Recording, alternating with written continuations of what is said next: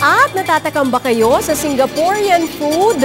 Hindi nyo na po kailangan bumiyahe ng malayo dahil matitikman na yan sa isang restaurant dyan lang sa Pasig. Ituturo po namin kung saan sa pagbabalik ng Pilipinas News. At isa sa mga kakabang cuisine dito sa Timog Silangang Asya ay ang mga luto ng mga taga-Singapore. Alam niyo po ba na dito lang sa may Pasig, matitikman nyo na ang mga lutong yan na hindi na kailangan gumastos ng malaki.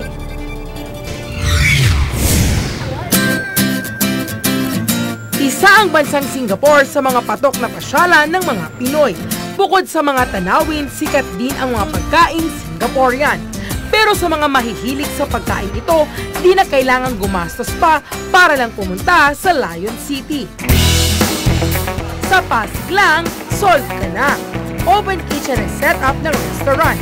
Kaya naman kitang-kita nyo kung paano inihahanda ang in-order nyong pagkain. Ingredients na from Singapore talaga. Si Bridget nakakauwi lang mula sa pagtatrabaho sa Singapore.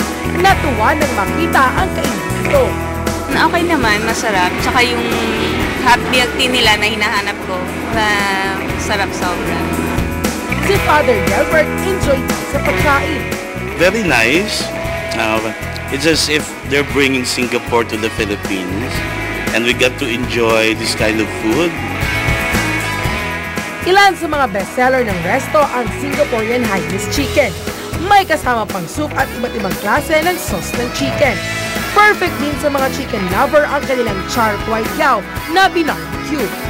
Sa mga mahilig sa maanghang, tsak na matutuwa kayo sa kanilang laksa noodles na may kasamang hipon at itlog. Swak naman sa mga rice lover ang kanilang nasi goreng na may toppings na itlog. At para naman sa mga nagda-diet, huwag mag-alala. Pwede sa inyo ang kanilang 5-spice tofu.